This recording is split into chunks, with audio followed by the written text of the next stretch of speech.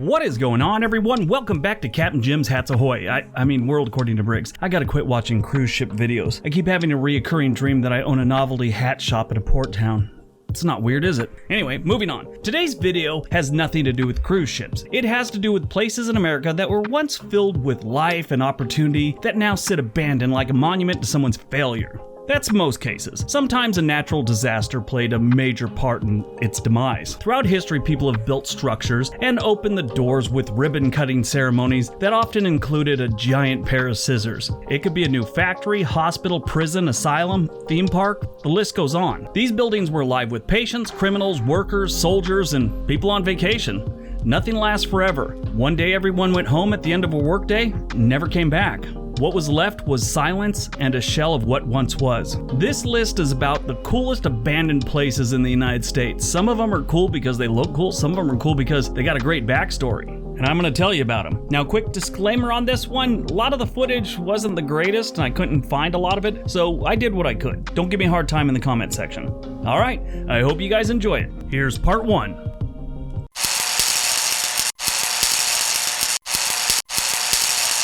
Number 10. Eastern State Penitentiary in Philadelphia, Pennsylvania. The Eastern State Penitentiary, also known as ESP, is a former prison in Philadelphia. Notorious criminals such as mobster Al Capone and bank robber Willie Sutton were held within its walls. Eastern State's revolutionary system, which people called the Pennsylvania system or separate system, used separate confinement as a form of rehabilitation. ESP was not a normal prison. The idea was a different way to reform the prisoners. That's what a prison is really designed to do, to reform someone. Get you to act like a normal citizen and you could pay your debt to society. These days, they're just storage places for people to do their time. Anyway, back in the 1800s, someone decided complete solitary confinement was the best way to fix a dude. They thought a prisoner would be able to have time to reflect on their crimes if they were completely cut off from society. You know, they could focus.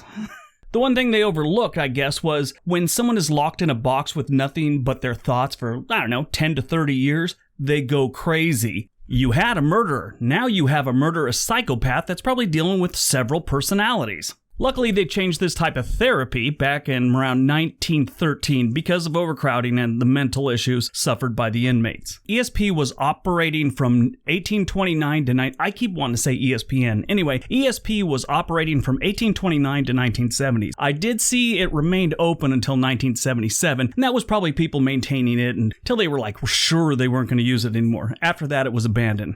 This place looks like a castle. Not a building with a facade like, say, White Castle to make it look like a castle. This is real stone walls, towers on the corners. I look at it and I have to wonder, if you're gonna go this deep into the whole castle theme, why stop right before you dug the moat? I mean, come on, a building like this needs a moat.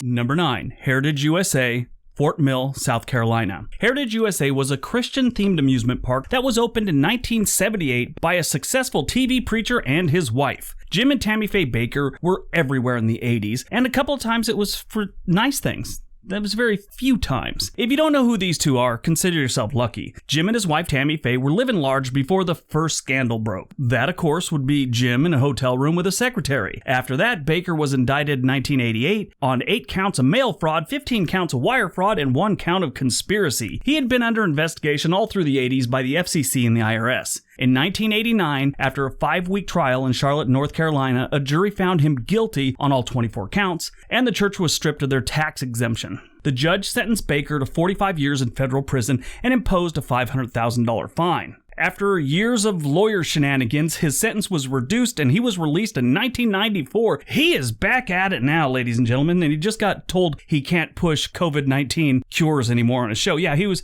pumping people with some kind of fluid was going to cure it. You just had to buy it from him and drink it. It's weird. These two were extremely successful, raising money for their televised religious programs. With all the money from their programming, the Bakkers built a 22-acre resort called Heritage USA. The park was opened in 1978 and peaked in 1986 with 6 million visitors. That made them third behind Disneyland and Disney World.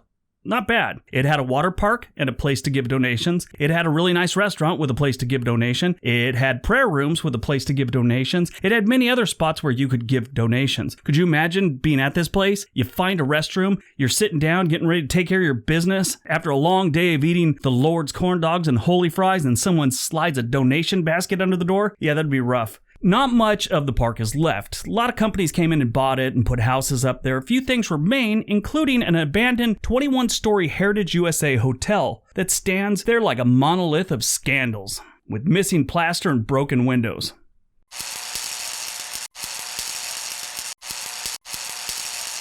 Number 8. Packard Automotive Plant, Detroit, Michigan. The Packard Automotive Plant is a former auto manufacturing factory in Detroit, Michigan, and it looks like the movie set for one of those Life After People shows. I kid you not. It's weird. Back in the day, most of the great luxury cars were made by Packard Motor Car Company. In later years, it was Studebaker Packard Corporation, but still, it was the same thing. And then they shut down. This happened well before the Detroit collapse, so to speak. The Packard Automotive Plant was an impressive car factory back in the early 1900s. The 3.5 million square foot building in Detroit, Michigan opened up in 1903, and at the time it was considered the largest, most advanced automobile factory in the world. During the Second World War, they stopped the luxury car thing and helped assemble plane and naval engines for the US and its allies. You know, the war effort. A lot of people think this kind of started their decline. They'd been declining for years prior to that, but they never recovered after World War II, it seems like. There was a lot of other reasons. That's just one of them that I kind of keyed in on. Packard went out of business in 1956, and the last caretaker was let go 2 years later. The space was occupied by other businesses over the years, but the last tenant was out in 2010. Since the abandonment, the plant has been a place for graffiti, YouTubers, paintballers, abandoned cars, and other things people need rid of, like the 12 handcuffed clothing store mannequins that were handcuffed together and had duct tape on their mouth. Their plastic mouths that can't speak. They put duct tape over them. The hell goes on in Detroit? Much of the wiring and anything else worth of value has been scavenged off this place. It's just basically a shell of cement. But one incident, vandals pushed a dump truck from the 4th floor. Yeah, it's not the best place to be hanging out, especially when there's a possibility of getting hit on the head with a dump truck. But there is hope for this historical site. In 2017, a holding company held a groundbreaking ceremony for Phase 1 of the project, which includes the former 100,000 square foot administrative building. Business services and data rooms might be coming to this site. It's kind of one of the things I read. Who knows? On August 12, 2017, the inaugural public tour of the property was conducted, which included access to the 2nd floor of the administration building and the complex's western side. So this place might not stay abandoned.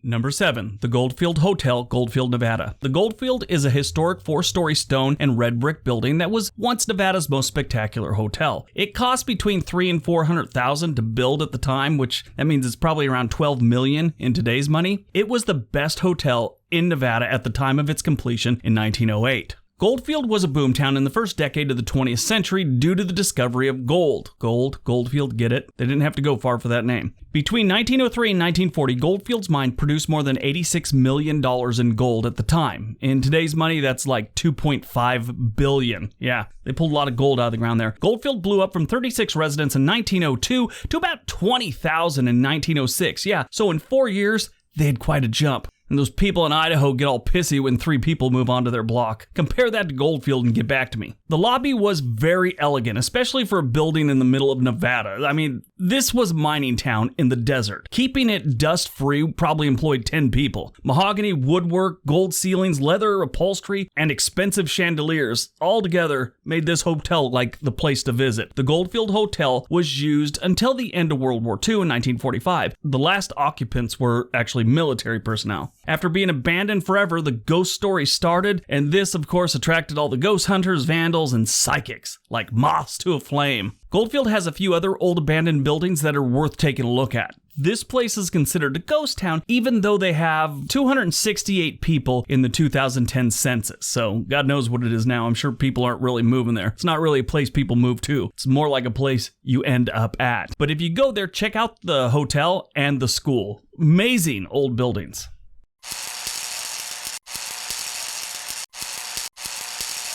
Number 6. Six Flags New Orleans. Who doesn't hate an abandoned amusement park? If you had one near your home as a kid that's now closed, it kind of makes you want to cry like you would if an old friend passed away. So many good times, happy memories sort of die with these places. One of the best examples of this is Six Flags New Orleans.